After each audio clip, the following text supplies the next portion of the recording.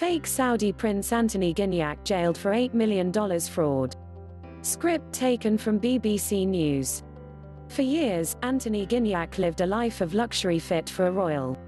He wore expensive jewelry, traveled in private jets or cars with diplomatic license plates, and carried business cards referring to himself as Sultan. But the story of the self-proclaimed prince finally unraveled on Friday, as he was jailed for 18 years for fraud.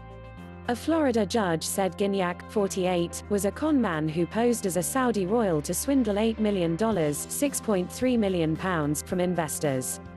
Over the course of the last 3 decades, Anthony Gignac has portrayed himself as a Saudi prince in order to manipulate, victimize, and scam countless investors from around the world, U.S. Attorney Fajardo Orshan said in a statement.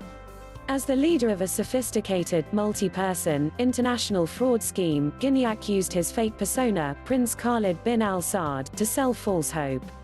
He sold his victims on hope for their families, careers, and future. As a result, dozens of unsuspecting investors were stripped of their investments, losing more than $8 million, Ms. Orshan added.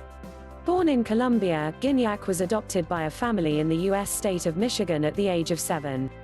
By 17, he had already started taking on the persona of a Saudi royal, using his alter ego to con credit card companies, shop staff and investors.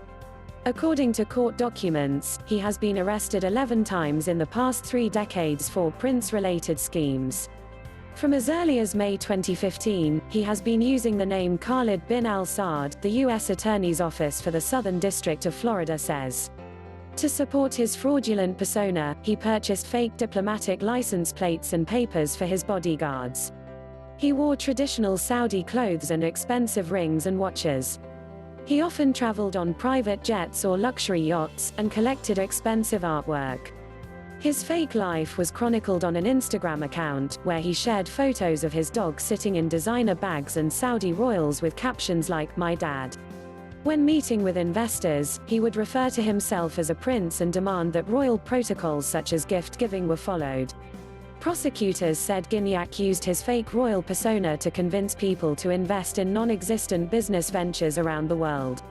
However, the scheme started to fall apart in May 2017, when he tried to invest in a luxury hotel in Miami. Over the course of the negotiations, the hotel's owners became suspicious of Gignac, in part because of his willingness to eat pork products that would normally be off-limits to a devout Muslim prince, the Miami Herald reports. They then hired a private security group to investigate him, which ultimately led to a federal investigation. Gignac pleaded guilty earlier this year to wire fraud, conspiracy to commit wire fraud, aggravated identity theft and impersonating a diplomat, court documents show. In her statement, Ms. Orshan said, "Justice spoke for the victims" in Friday's verdict. Script taken from BBC News. Thanks for watching.